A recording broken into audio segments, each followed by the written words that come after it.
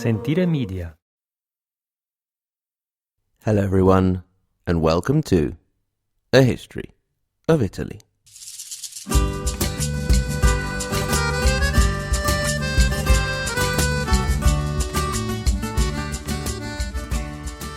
Episode 36, introducing a beard, a hunchback, and Matilda.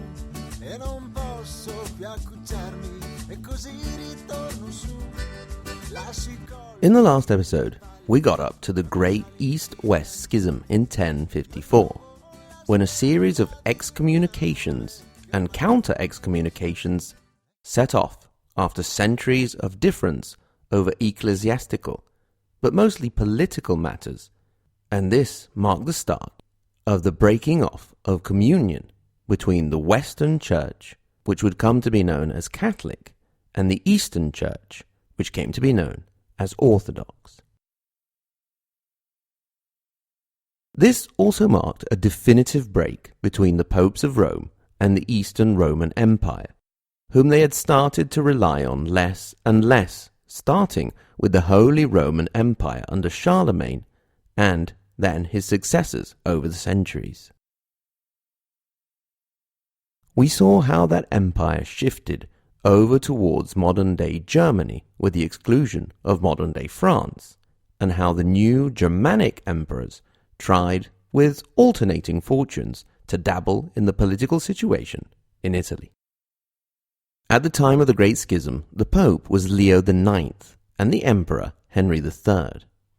The power balance in Italy saw the Arabs in Sicily, the Normans in the south, the Papal States in the centre, and the Canossa family in the north, whose lands reached from the confines of the Papal States all the way to the Adriatic coast in the east, excluding holdings of what by now was the Republic of Venice. We're going to focus in the first part of this episode on the Canossa family. I need to take you back just a couple of years before the schism of 1054, but before that, we're going to come all the way to the present. Let me take you to the Po Valley. It is the largest stretch of non-mountainous land in all of Italy in the north. The rest of the country is either hilly or mountainous all over, except for parts of Tuscany near the sea and parts of the heel of the boot, Puglia. You can see a map in the Maps and Images page of the website, ahistoryofitaly.com. It's not a huge area, bigger than Maryland in the United States, but smaller than West Virginia.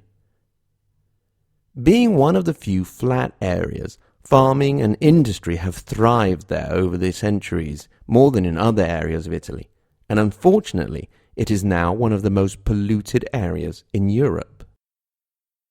The climate, cold and damp in the winter and hot and muggy in the summer, doesn't help at all. However, if you have the chance, you can hop in a car and head either north or south, and you can either get to the Alps in the north or the Apennines in the south for a bit of fresh air and cooler temperatures in the summer and cleaner air in the winter. In the Apennines, you can find large forest areas and very easily meet animals such as badgers, deer, and the occasional wild boar, which can really wreck your car if you're unlucky enough to hit one. You can also look up to the clear sky, breathe in the clean air, and occasionally see a large bird of prey circling above. Those forests and those animals, which are far from the Po Valley now, in the period we're looking at, the early 1050s, could not be only found in the Apennines, the place of origin of the Canossa family, but all over the Po Valley, with the few inhabited areas spread around the forests and marshes.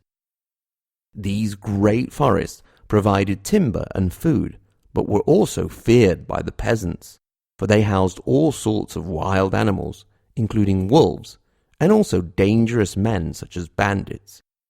So travelling through them could be quite dangerous. For the nobles, instead, it was an opportunity to show their bravery and, of course, pursue their favourite pastime, hunting. So it was that on the 5th of May, 1052, Bonifacio Attone of Canossa found himself hunting in the forests around San Martino dell'Argine, or possibly Pineda. By now he was at the height of his power. His title was Margrave of Tuscany, but we have seen that his holdings stretched much further. History has its irony, and on that day in May, one of the most powerful men in Italy was killed in a hunting accident. Or was it really an accident? The death of Bonifacio is one of our great unsolved whodunit murder mysteries. Also because the main biographer of the family, Donizzone, doesn't mention anything at all about how he died. Obviously, considering the heights of power he had reached, he had had plenty of time to make quite a few enemies, all the way from the lowest vassals to the Holy Roman Emperor himself. So let's see who the suspects were. First of all, an actual accident, which could have happened. Secondly, legend would have it that a lower vassal named Scarpetta de Canevari from Parma had killed Bonifacio. Unfortunately, there is absolutely no source for this legend, and we have no idea where it came from. The third suspect was actually two people, that is, if you count the accident as a suspect. And this is where things get wonderfully scandalicious. Indeed, the two suspects in case number 3 were Bonifacio's second wife, Beatrice, and a cousin of hers, Godfrey, known very imaginatively as the Bearded. The only real evidence for this was that the two ended up getting married. If it was they who had killed the Lord of Canossa, or had had him killed, they were very patient because they didn't actually get married until about 3 years later. Anyway, we'll get back to them in a bit. The fourth and also interestingly scandalicious possibility was that it was the Holy Roman Emperor Henry III himself to have had Bonifacio of Canossa, the at times unruly vassal, killed. However, it seems that in more recent times, the Canossa had mellowed out a bit and become a bit more of a loyal vassal. Whatever the case may have been, Bonifacio was dead, and his wife was left alone with her son Federico and her 2 daughters, one who bore her same name, Beatrice, and the other who at the time would have been 6 years old, Matilda. Left on her own, Beatrice looked around for friends and found that the best bet, with Bonifacio leaving an uncertain relationship with the empire, was that of the papacy. So Beatrice brought her family closer to the Pope, which also made sense because Leo IX happened to be her uncle. Obviously, the mother's hopes lay in the son, Federico, who was Bonifacio's heir. But when the boy, along with his sister Beatrice, died the year after, in 1053, it left only the youngest child, Matilda. At this point, with equal rights still 1,000 or so years off, even we're not quite there yet, and her uncle the Pope dying in 1054 and being replaced by Victor II, Beatrice had to marry. And so back we go to Godfrey the Bearded. Now this gentleman was the Duke of Lower Lorraine, and as such was a vassal of the Emperor. He was not quite content with being just the Duke of Lower Lorraine, and had rebelled more than once against his emperor. Therefore, said emperor was not at all pleased when a marriage between one naughty vassal and the widow of another very powerful and at times naughty vassal. Indeed, the marriage was a bit of a hushed affair. Both the bride and groom brought a child from a previous marriage to the bargain. Beatrice brought Matilda, and Godfrey, aside from his beard, also brought the most charmingly sounding son, Godfrey the Hunchback. To further cement the alliance between the two families, a marriage between the two children was also arranged. Matilda at the time was 8 years old. So, overnight, Godfrey found his influence considerably extended to a good part of northern Italy, and he got to work straight away. First of all in consolidating, for example by putting down a rebellion in Florence, in which the citizens had sent away the head of the Mezzabarba family. Now, another digression on names here. This family was called Mezzabarba, half-beard. I wonder, how do you get half a beard? Did they shave only on the left or the right of their faces? Did they shave a line through the middle? Or was Godfrey the Bearded's beard so magnificent that the beards of the Mezzabarba dimmed in comparison? In any case, the Florentine rebellion was cruelly crushed by Godfrey, and the bearded, the half-bearded, and the clean-shaven alike could get back into the city. Then, as well as consolidating, he also did a little extending, turning his wife's pro-papacy positions completely around, and taking from the papal states parts of Emilia, the Marche, and Spoleto. Godfrey had now taken almost as much as he could, and risked bumping into the Normans. Indeed, it seemed that Godfrey and the Normans had made an agreement to divide up the peninsula between them. All of this made Pope Victor II very worried indeed. He was feeling squashed between a hard beard and a hard Norman, so he looked for help in the place where so many popes before him had done, the emperor.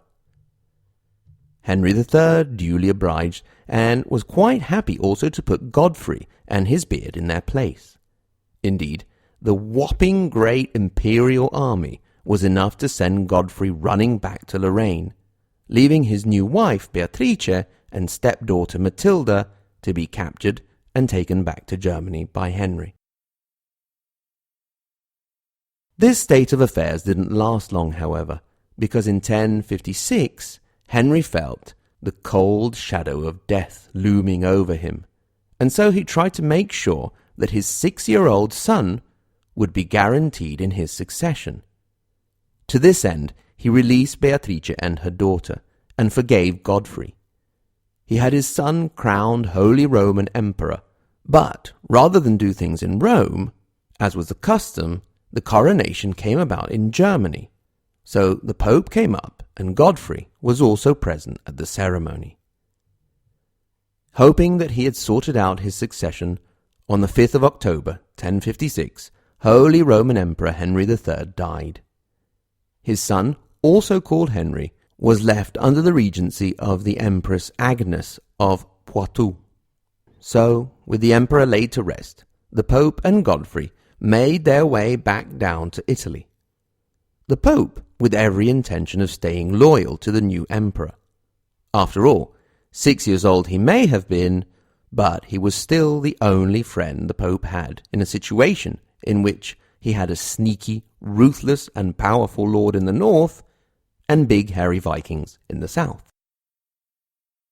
Godfrey, on the other hand, had every intention of not staying loyal to the little emperor and trying to take every possible advantage of his current rather weak position. Victor II didn't really get a chance to prove much. He died on the way back down. Godfrey saw a golden opportunity to extend his influence over the papal states, so he managed to have his brother made pope with the name of Stephen IX. Stephen lasted all of 8 months. At this point, the Romans, taking advantage of the weak position of the empire, tried to get back into the game and tried to elect Benedict X. Godfrey was having none of it, and he opposed Nicholas II, who, by force of arms, was able to take the papal throne. Nicholas II obligingly made it all the way to 1061, so a little bit longer. That brings us back to an important year for the Normans.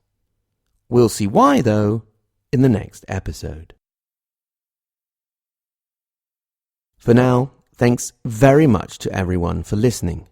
As always, let me thank my regular Patreon donors.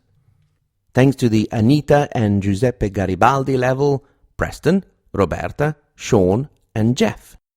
Thanks to the Matilda di Canossa and Mazzini level Benjamin. Thanks to the Margherita Hack and Galileo Galilei level Chris, Stephen, Vincent, Jay, Shelby, Caitlin, and Ben. Thanks to the top level Dante and Maria Montessori, Sen. And welcome aboard to the new patron of the week, Dean. Thanks very much, Dean. Welcome to our little family. I know I've been saying for a while that I'm going to actually start doing something with these levels, and I'm starting to feel a bit like George R.R. Martin promising that a next book will be coming along and not delivering. I'm not going to do like he did and threaten to kill off a main character if people keep insisting, because, well, all of my main characters have died anyway, so I will try and get something sorted out with these levels, possibly in the new year. Anyway, if you'd like to get in touch, you can do so. hello@ahistoryofitaly.com. At the same URL, you can click through to our social media, Facebook and Twitter. If you want to make a comment, get in touch, say hello, make a criticism, please don't be too mean, I'm a bit sensitive, and so on. If you do want to get on board with Patreon, you can go over to patreon.com/ahistoryofitaly, and this week we spoke about From Hamlet to Pizza, Considerations about Doubts. Thanks very much to everyone for listening, and until next time, arrivederci.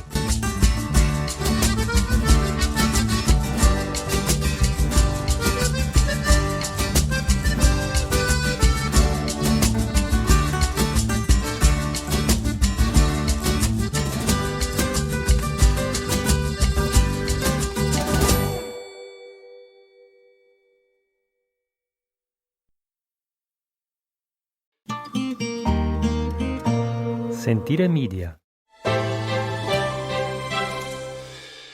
Hey, podcast producers and show hosts. Do you want to join a podcast network that celebrates all things Italian? At Sentire Media, we understand the allure of Italy and its unique culture. Our devoted team of hosts and producers are all driven by their shared passion for Italy. And we work tirelessly to create the best lifestyle podcasts and content that will whisk you away to the very heart of Italy. With us, you can savor the mouth-watering flavors, get lost in the stories from the past, break down the cultural barriers, and truly immerse yourself in the vibrant traditions of this intoxicating country. If you have a great podcast idea or are already in production and would like to join Sentire Media, head over to sentiremedia.com, that's SENTIRE media.com, and find out how to submit your show.